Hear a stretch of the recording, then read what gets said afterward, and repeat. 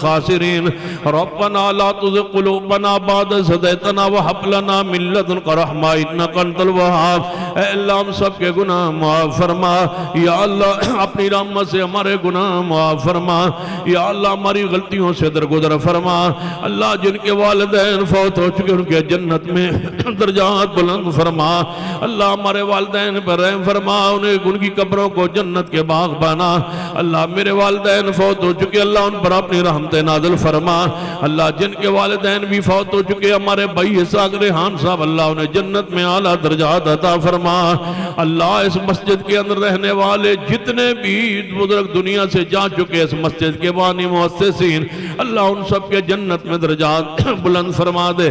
اللہ جن کے والدین دنیا سے جا چکے ان پر رحمت نازل فرما۔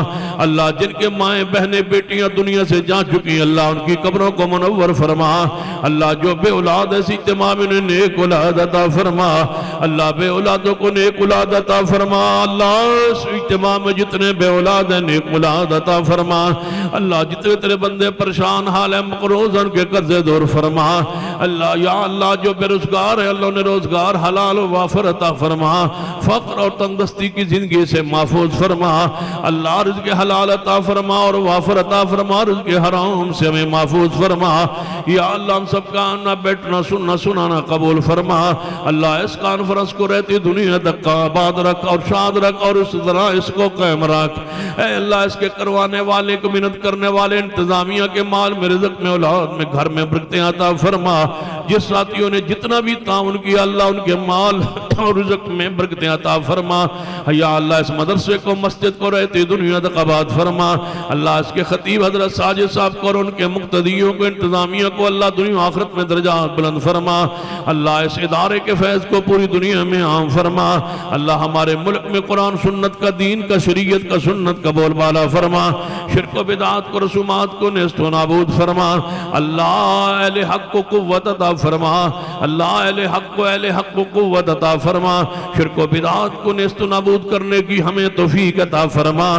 اللہ اس پہ استقامت دے اور اسی پر موت عطا فرما۔ اللہ شہادت والی موت نصیب فرما، گری اور گندی اور بری موت سے فتنوں والی موت سے محفوظ فرما۔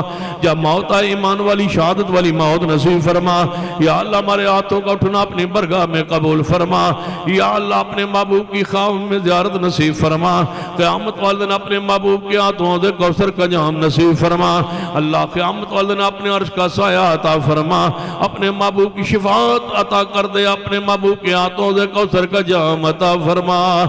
یا اللہ اپنے نبی کے ہاتھوں سے کوثر کا جام عطا فرما۔ یا اللہ ہم سب نے بدعات کو چھوڑا ہے سنت کے لیے، اللہ سنت کی اتباع کے لیے، اللہ اس اتباع کا ہمیں دنیا میں آخرت میں صلہ عطا فرما۔ اللہ ان سارے جوانوں جنہوں نے عزم کیا صحابہ کے ناموس کا عزت کا دفاع کے لیے ساتھ دینے کا وعدہ کیا، اللہ ان کی زندگی میں عمر میں جوانی میں برکت عطا فرما۔ اللہ ہمیں اپنے دین کے لیے قبول فرما لے۔